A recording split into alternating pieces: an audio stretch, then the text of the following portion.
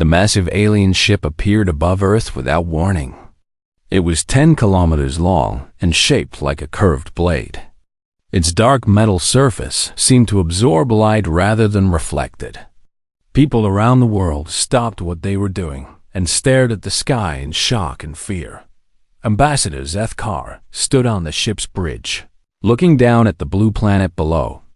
His tall, thin frame was covered in dark scales that shifted color with his mood. Right now, they showed deep purple stripes of annoyance. He had been traveling through space for weeks to reach this insignificant world, and he wanted this business finished quickly. "Such a primitive planet," he said to his assistant. "Look at those crude cities. Their technology is barely worth our attention." His assistant nodded quickly. Like all members of the hegemony, she knew better than to disagree with someone of higher rank. "Yes, Ambassador. The Council's research shows they have only just begun to explore their own solar system." Zethkar smiled, showing rows of sharp teeth. The Galactic Council had ruled the galaxy for over 3,000 years. 12 powerful alien races worked together to keep peace and order among the stars. When new species tried to expand beyond their home worlds, the Council gave them a simple choice: submit or be destroyed. In all those years, every species had chosen to submit. Down Earth. Admiral Sarah Chun stood in the command center of the Global Defense Network. She was a small woman with graying hair and calm eyes that missed nothing. Around her, dozens of officers worked at computer screens, tracking the alien ship's every movement. "Ma'am, we're receiving a transmission," reported Lieutenant Kim. "Put it on the main screen," Admiral Chun ordered. The screen flickered, and suddenly they were looking at Zethkar. His alien features made several officers step back in surprise, but Admiral Chun remained perfectly still. "Greetings, primitive beings of Earth," Zethkar began. His voice was translated by advanced computers, making it sound cold and mechanical. "I am Ambassador Zethkar of the Hegemony, speaking for the Galactic Council. Your species has been observed attempting to expand beyond your home system. This cannot be allowed to continue." President Marcus Rivara joined Admiral Chun at the command center. He was a tall man with kind eyes and silver hair. As the leader of Earth's unified government, he had spent years preparing for this moment, though he had hoped it would never come. "The Council has ruled the galaxy for thousands of years," Zethkar continued. "We maintain peace and order among all civilized species. Your kind is young and dangerous. Left unchecked, you would bring chaos to the stars." Admiral Chun noticed that the aliens seemed to be reading from a script. This was routine for him, she realized. He had probably given this same speech to dozens of other species. "Therefore, the Council offers you a choice," Zethkar said. "Submit to our authority, accept limits on your space travel, and provide tribute to the Council. Do this, and your species will be allowed to continue existing under our protection." The command center was completely silent. Every person there understood what they were hearing. This was not a negotiation. It was a demand for surrender. "If you refuse," the alien continued, "the Council will be forced to pacify your species. We have done this before with others who chose unwisely. It is not pleasant, but it is necessary for galactic peace." President Rivera stepped forward. "Ambassador, we appreciate your offer. However, such an important decision requires careful consideration. We request time to discuss this matter with our people." Zethkar's scales flickered with impatience. "How much time do you require, Primitive?" 30 days, Rivera replied calmly. The alien laughed, a sound like breaking glass. "Very well. 30 of your days to see reason. Do not mistake our patience for weakness, humans. Many species have made that error. None survived to repeat it." The transmission ended, and the alien ship disappeared from Earth's skies as suddenly as it had arrived. In the silence that followed, Admiral Chun turned to President Rivera. Well, that went exactly as we expected. Rivera nodded grimly. Signal all department heads. Operation Prometheus is now active. Within hours, the president addressed the world. Billions of people watched as he stood behind a simple podium, looking directly into the camera. My fellow humans, he began. Today we learned that we are not alone in the universe. We have been contacted by a group calling itself the Galactic Council. They have demanded that we surrender our freedom and accept their rule over us. He paused, letting his words sink in. I want to be clear about something. Throughout human history, we have faced those who would make us kneel. Kings, emperors, dictators, and conquerors have all tried to break our spirit. Some succeeded for a time, but in the end, humanity always finds a way to stand tall again. His voice grew stronger. The Council expects us to surrender because they believe we are weak and primitive. They think 30 days is more than enough time for us to realize how hopeless our situation is. They are wrong. Around the world, people watched with growing determination. Many had tears in their eyes, but they were not tears of fear. We will not kneel, Rivera continued.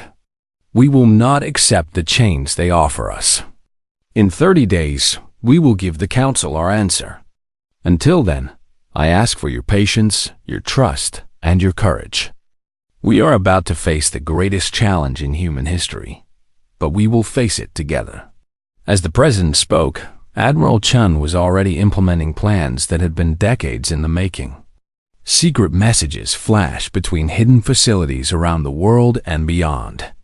On Mars, in the asteroid belt, and in the outer reaches of the solar system, people received orders they had hoped would never come. The Council had made a critical error.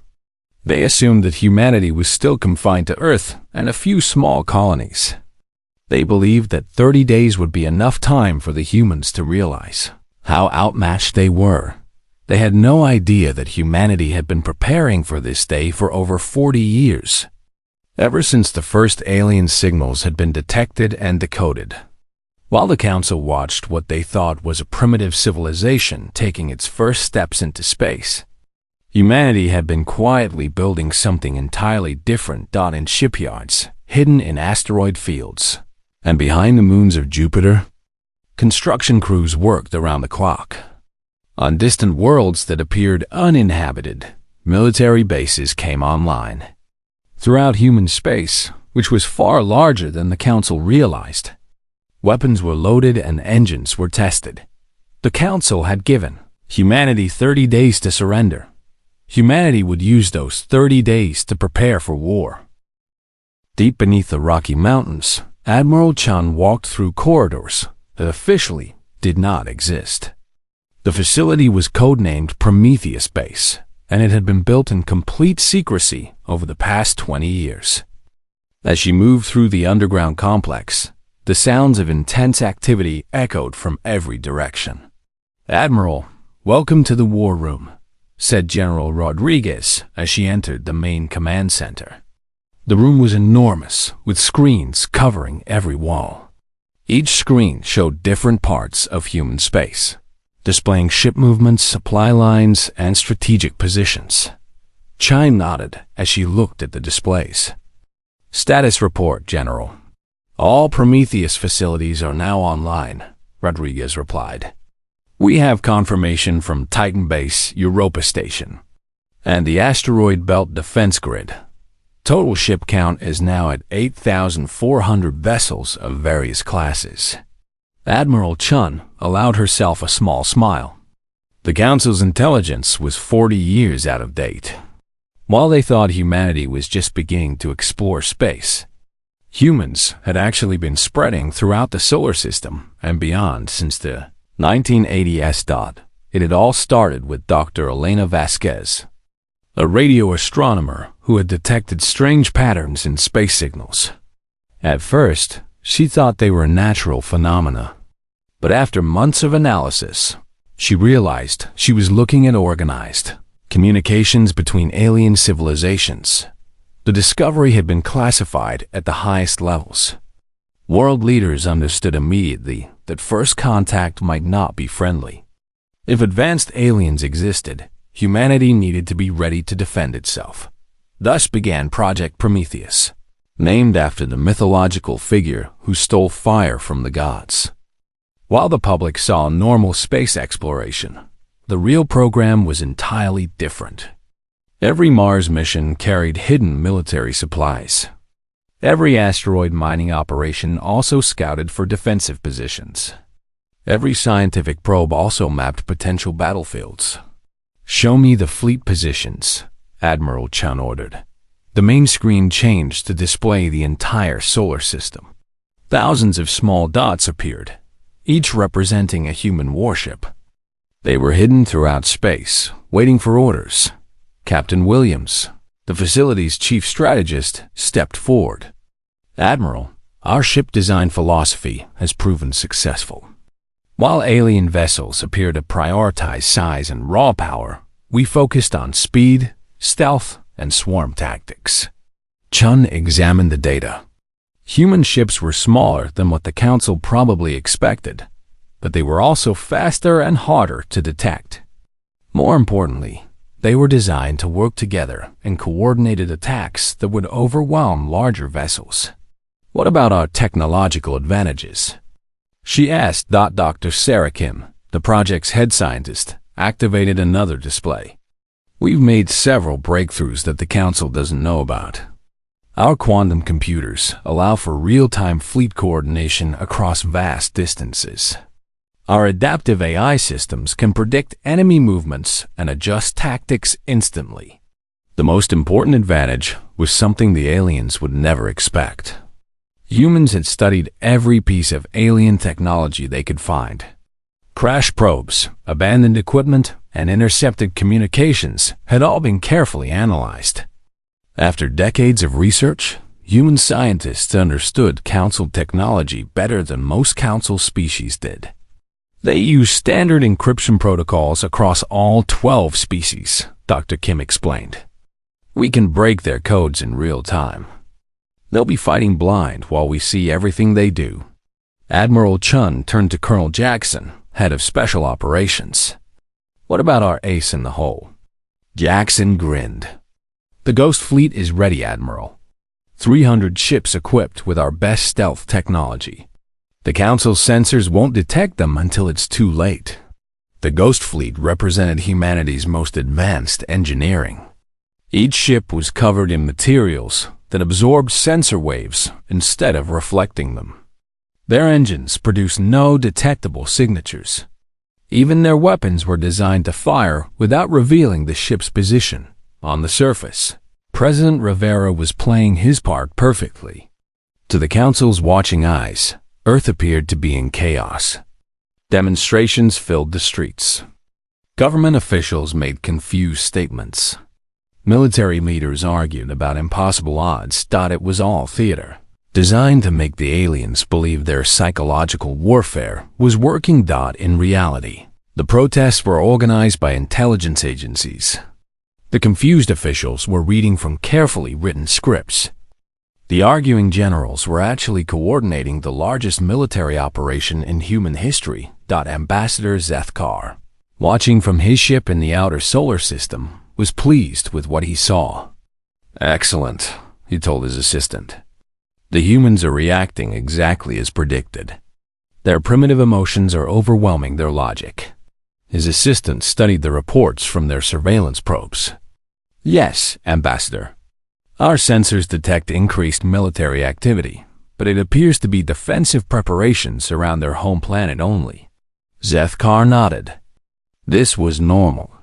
Most species tried to mount a desperate defense of their homeworld before accepting defeat. The Council had seen it many times before. What neither alien realized was that their surveillance probes were only seeing what humans wanted them to see. Every sensor reading had been carefully manipulated. Every communication they intercepted had been deliberately broadcast for them to find. Back on Earth, Admiral Chun received reports from across human space. On Titan, Admiral Morrison reported that the Northern Fleet was ready for deployment. From Europa Base, Admiral Petrov confirmed that the stealth squadrons were in position. The asteroid belt defense grid was fully operational, with weapons platforms hidden throughout the field. But the most important facilities were the ones the Council knew nothing about. Over the past 40 years, human colony ships had been secretly establishing outposts far beyond the solar system. These hidden bases now served as forward staging areas for the human fleet. The closest Council monitoring station was 12 light-years away. They had no idea that human ships were already positioned throughout their own territory. Admiral Captain Williams reported, "We're receiving confirmation from all deep space assets. Operation Backdoor is complete. We have forces in position behind 6 major Council worlds." Chun nodded. When the fighting started, the Council would discover that their supposedly primitive enemies were already inside their defenses. Dr. Vasquez, now in her 70s, stood in the observatory where it had all begun. She looked up at the stars, knowing that somewhere out there, alien commanders were planning humanity's destruction. 40 years ago, I found their signals, she told her assistant. They thought they were so clever, talking freely because they believed no one else was listening. They never imagined that primitive humans might be intelligent enough to decode their messages. Those intercepted communications had taught humanity everything they needed to know about Council military doctrine, ship designs, and strategic thinking. While the aliens had remained unchanged for thousands of years, humans had spent 4 decades preparing specifically to fight them. President Rivera's daily briefings showed a world in panic, but the truth was exactly the opposite. Humanity had never been more united or more prepared for anything. Every major nation had contributed to Project Prometheus. Every human colony was ready to play its part. Council expected humanity's capitulation because no species had ever been ready for their arrival. Humanity was about to teach them that there was a first time for everything. As the 30th day approached, Admiral Chun stood before the assembled commanders of the human fleet. Their faces appeared on screens from across the galaxy, transmitted through quantum communication networks that the Council couldn't detect or jam. "Ladies and gentlemen," she began, "in 48 hours, we will give the Galactic Council our answer. They expect us to surrender. They believe we have no choice." She paused, looking at each commander in turn. "They are about to learn that humanity doesn't surrender. We don't kneel. And we definitely don't go quietly into the night." The countdown to war had begun. Ambassador Zethkar paced the bridge of his massive ship, his scales showing deep red patterns of frustration. The 30-day deadline was approaching, and the humans were still sending mixed signals. Some of their leaders spoke of negotiation, while others made defiant speeches that made no sense. "Primitive creatures," he muttered to himself. "They cannot even agree among themselves." His communication officer, a thin alien with 4 arms and gray skin, approached carefully. "Ambassador, we have received another message from the human leadership. They request an additional meeting before giving their final answer." Zethkar's scales flashed bright orange with annoyance.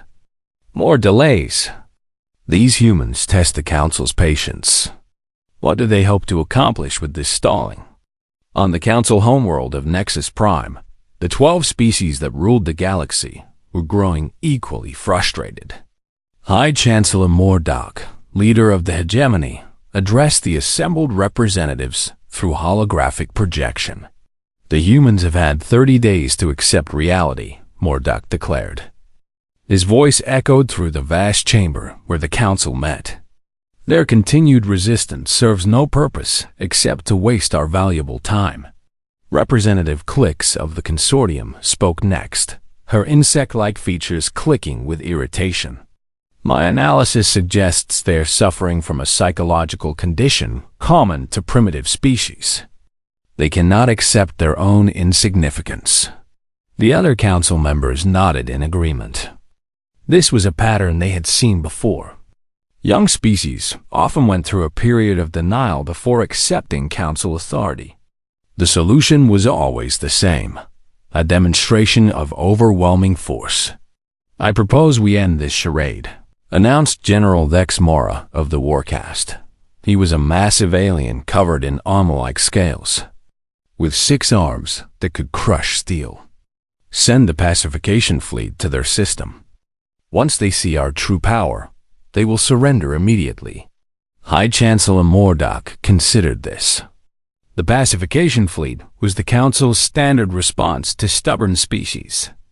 It consisted of 200 warships from multiple Council races, representing enough firepower to destroy entire worlds. "Very well," Mordok decided. "Ambassador Zethkar will deliver our final ultimatum. If the humans refuse to submit, General Dex Mara will begin pacification protocols."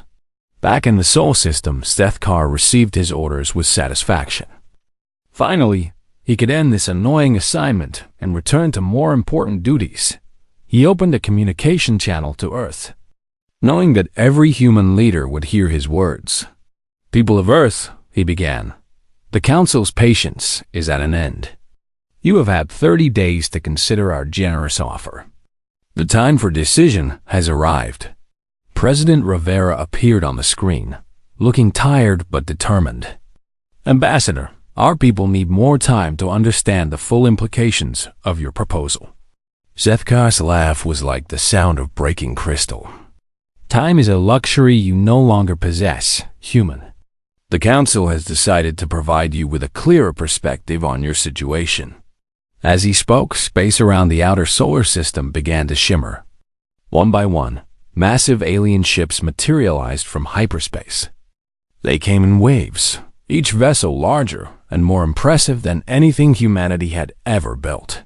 The hegemony contributed sleek, blade-shaped ships that seemed to cut through space itself. The consortium sent swarm vessels that moved like living creatures.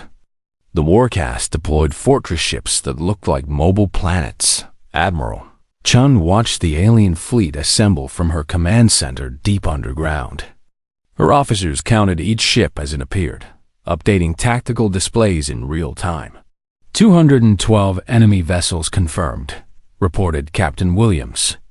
Multiple ship classes, representing at least 8 different Council species. General Rodriguez studied the alien formations. "They're not taking any chances.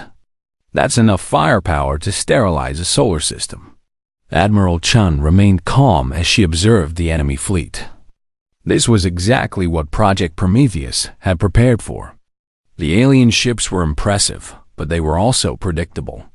Human analysts had studied Council fleet movements for decades. "Their formation is textbook Council doctrine," noted Dr. Kim, the chief scientist.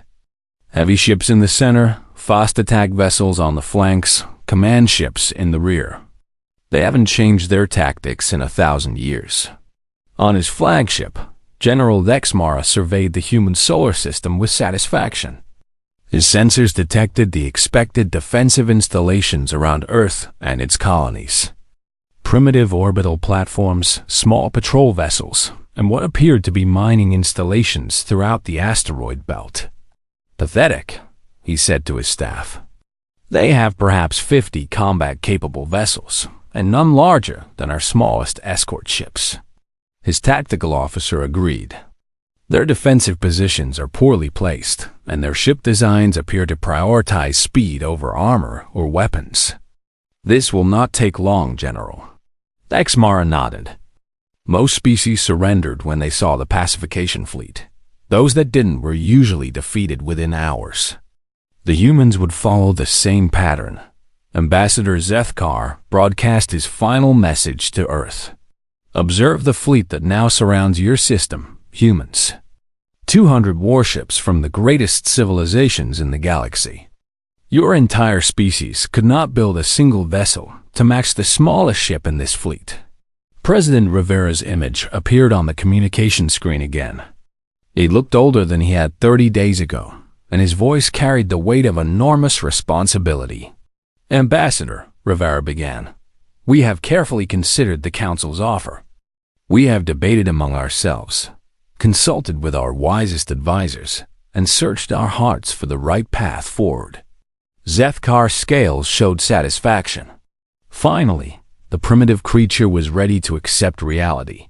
"Our answer," Rivera continued, "is no." The alien ambassador's scales flashed in confusion. "Explain this word, human." Rivera's voice grew stronger. "No, we will not surrender our freedom. No, we will not accept limits on our expansion. No, we will not pay tribute to those who would make us slaves."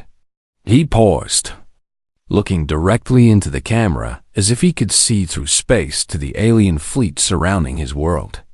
Throughout human history, we have faced those who demanded our submission. Kings who claimed divine right to rule us. Empires that believed might made right. Dictators who thought fear was stronger than hope. Rivera stood straighter. All of them learned the same lesson that we offer to you today. Humanity does not kneel. We do not surrender. And we do not go quietly into the night. Zethkar's scales turned black with rage. "You dare defy the Council? Your arrogance will cost your entire species their lives." "Perhaps," Rivera admitted. "But some things are worth dying for. Freedom is one of them." General Dexmara received the communication with grim satisfaction.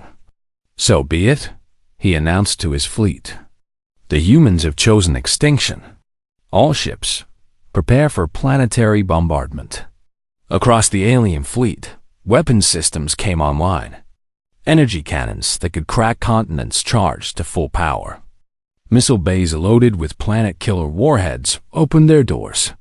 Shield generators hummed to life, protecting the Council ships from any desperate human counterattack.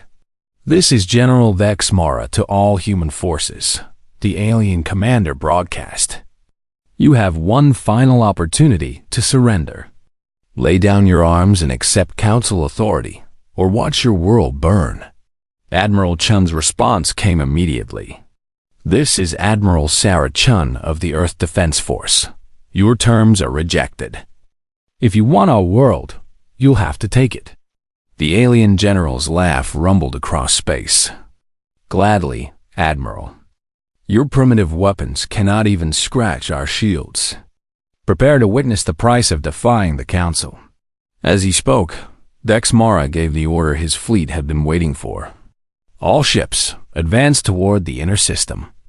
Primary target is the human homeworld. Secondary targets are their major colonies." The massive alien fleet began to move, confident in their overwhelming superiority. 200 of the most advanced warships in the galaxy advanced toward Earth, ready to end human resistance once and for all. What they didn't know was that Admiral Chun had been waiting for exactly this moment. Deep in space, hidden throughout the solar system, thousands of human ships received the same coded transmission. "Prometheus is go. Show them what humanity really looks like." The war was about to begin. General Dexmara watched his fleet advance toward Earth with cold satisfaction. The human homeworld grew larger on his screens as 200 Council warships moved through space like predators closing on wounded prey.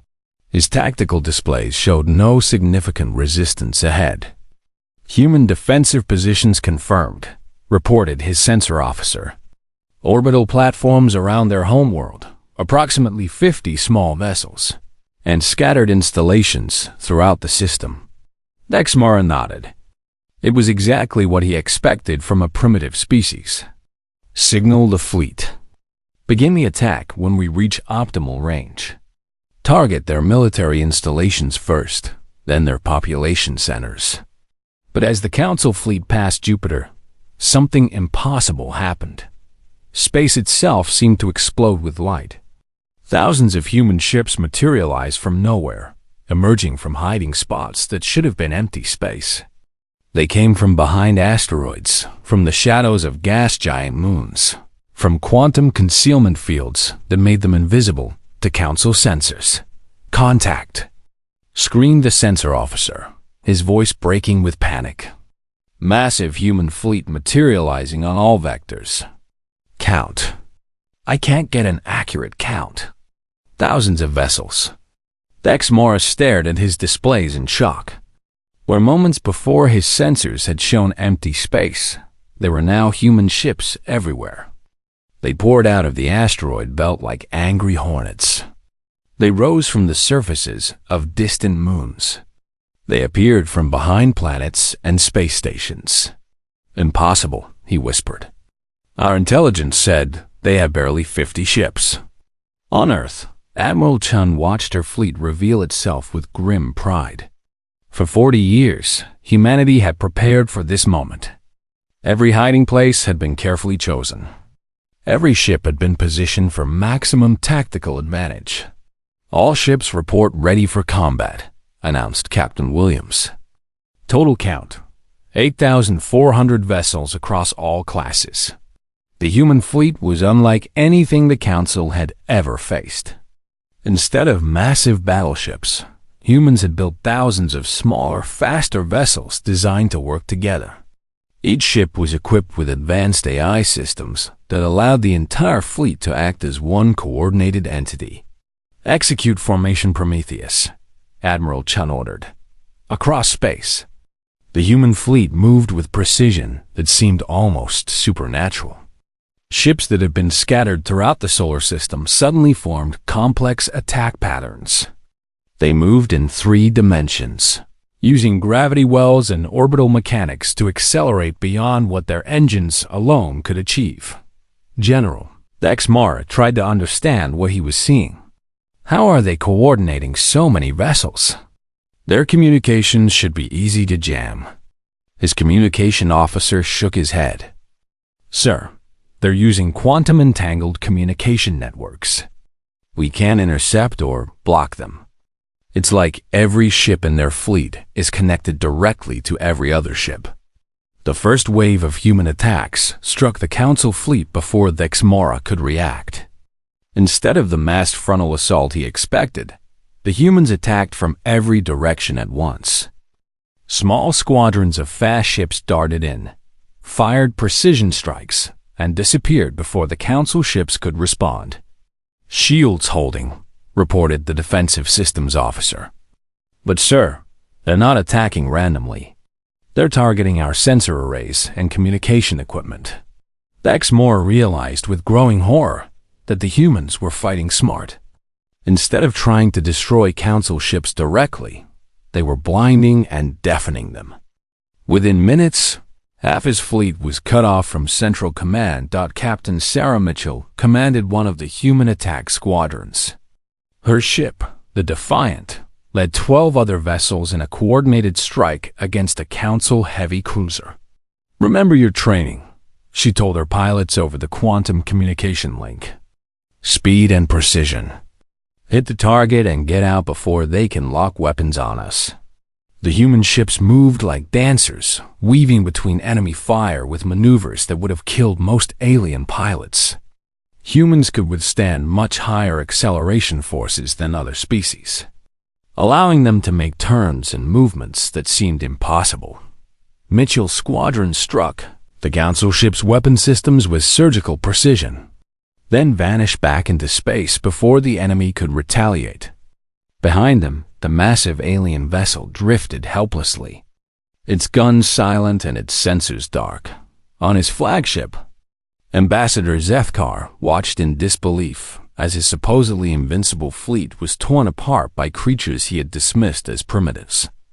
"How is this possible?" he demanded. "They should not have this many ships. They should not have this technology."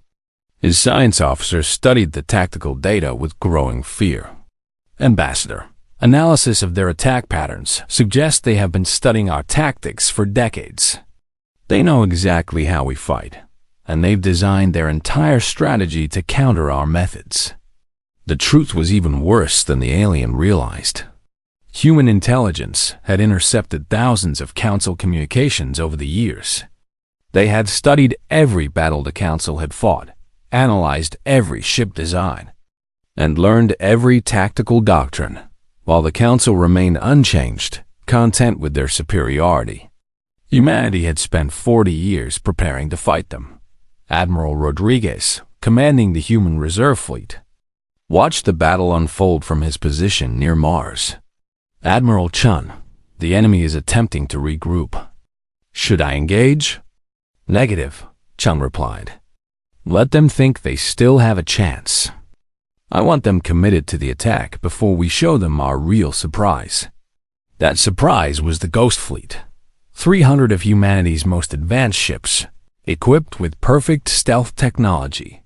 They had been moving into position throughout the battle, invisible to Council sensors. General Dex Mara finally managed to rally his scattered forces. All ships formed defensive formation around the command vessels. Focus fire on the human attack squadrons. For a moment, it seemed like the Council fleet might stabilize the situation. Their shields were strong, their weapons were powerful, and they still outnumbered the humans in terms of individual ship firepower. That was when Admiral Chun played her ace. Ghost Fleet, she transmitted. You are cleared for Operation Shadow Strike. Suddenly, 300 human ships materialized inside the Council formation. They had been there all along, invisible and undetected, waiting for the perfect moment to strike. The Ghost Fleet opened fire at point-blank range, targeting the Council command ships. Within seconds, General Dex Mara's flagship was crippled, its bridge destroyed, and its commander dead. Admiral Dex Mara is down, reported Captain Williams. Enemy fleet command structure is collapsing.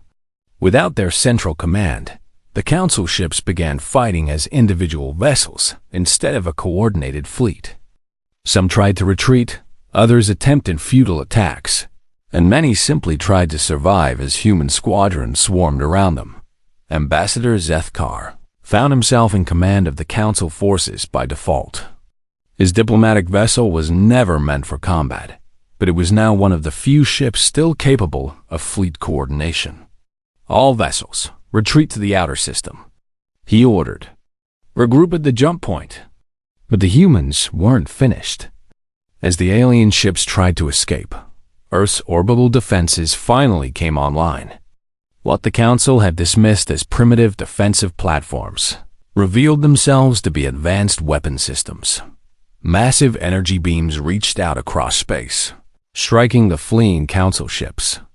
These weren't the crude lasers the aliens expected, but sophisticated weapons based on technology stolen from crashed Council probes decades earlier. Captain Kim Sato, commanding the defense platform, Guardian, watched her targeting systems lock onto a fleeing alien cruiser.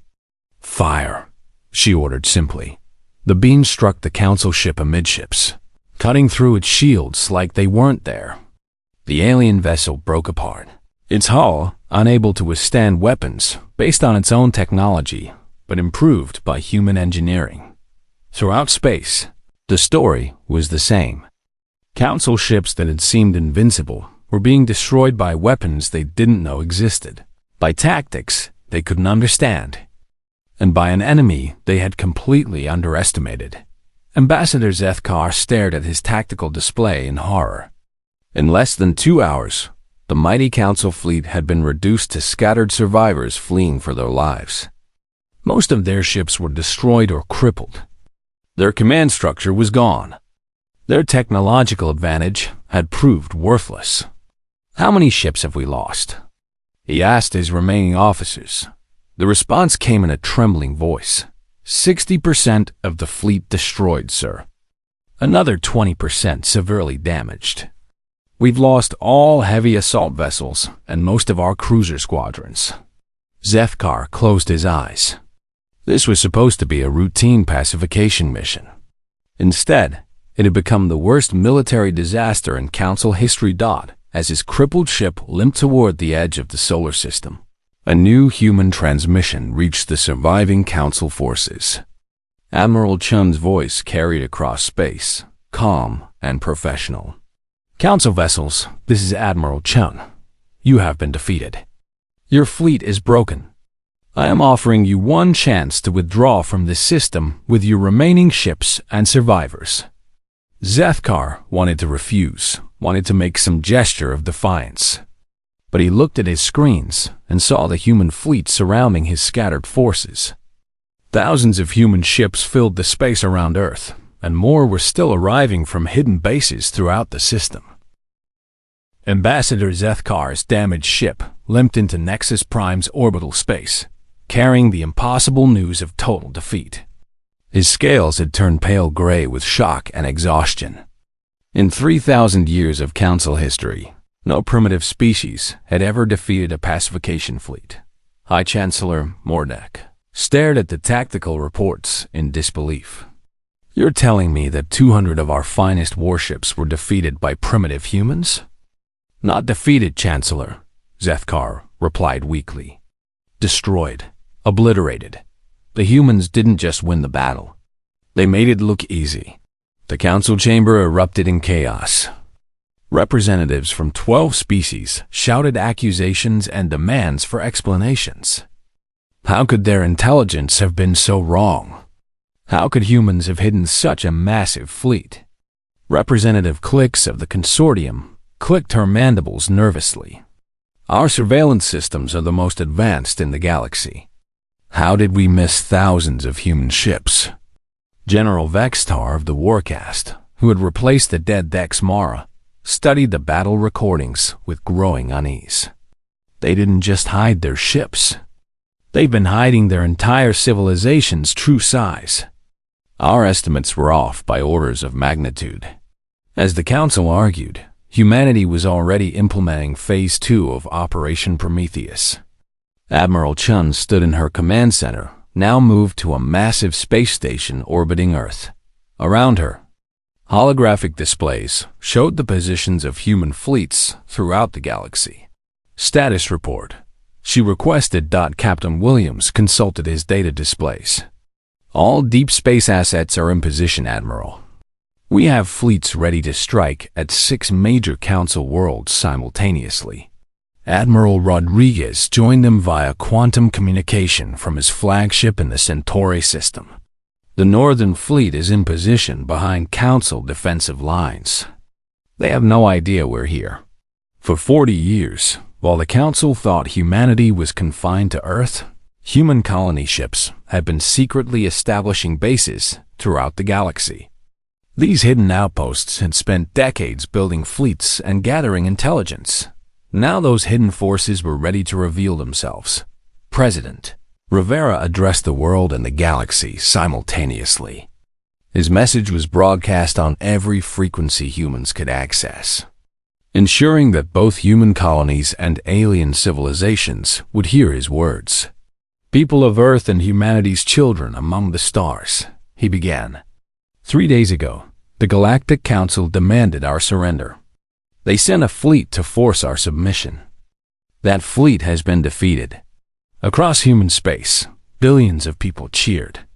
On hidden colonies, in secret bases, and aboard cloaked ships, humanity celebrated its first victory against the galaxy's rulers. But victory in defense is not enough, Rivera continued. For 3,000 years, the Council has enslaved species across the galaxy. They have crushed those who sought freedom and destroyed those who refused to kneel. This ends today. His voice grew stronger.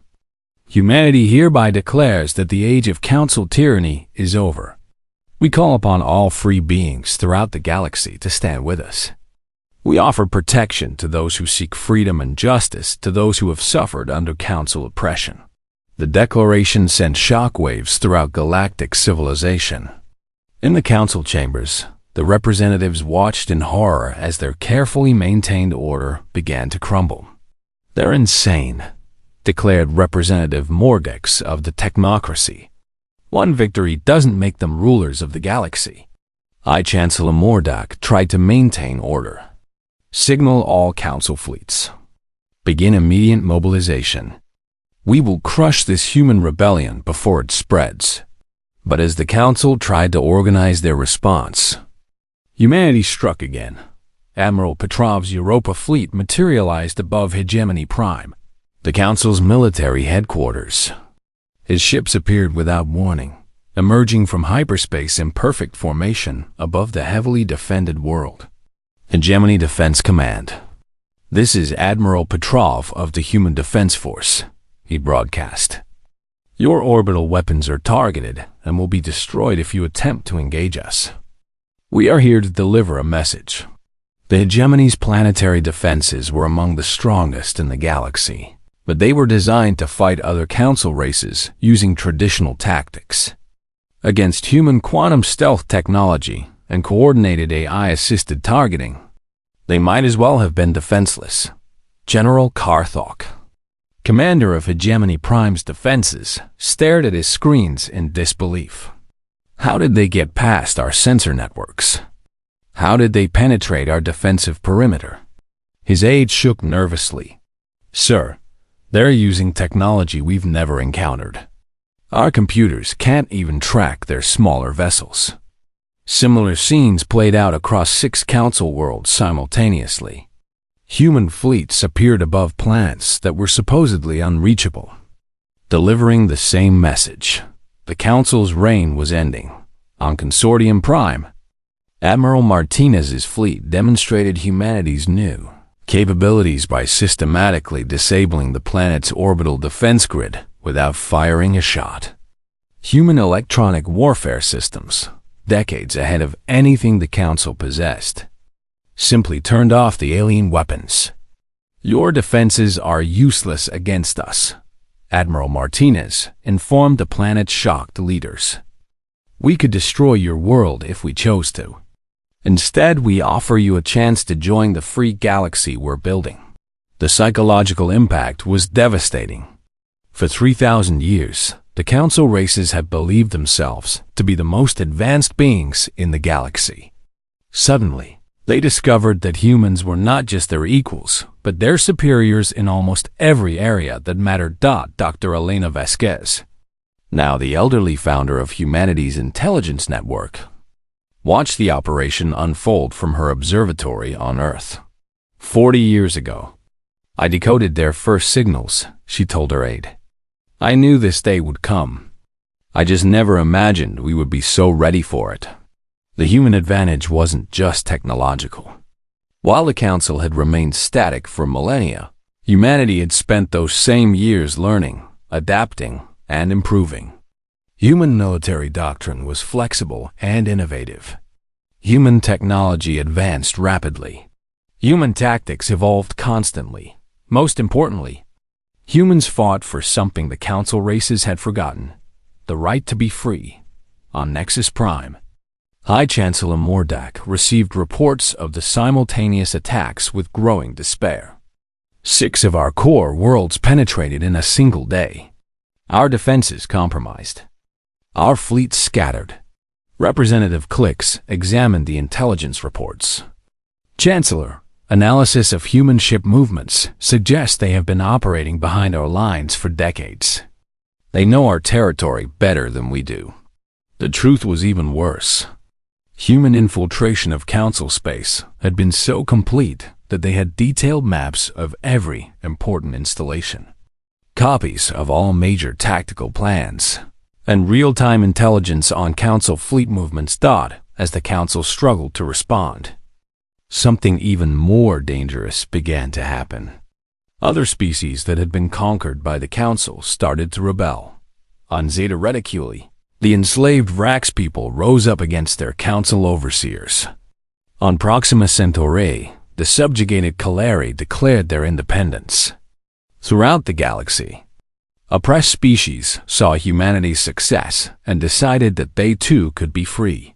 President Rivera's second address reached these rebellious worlds with a simple message: you are not alone. Humanity stands with all who seek freedom.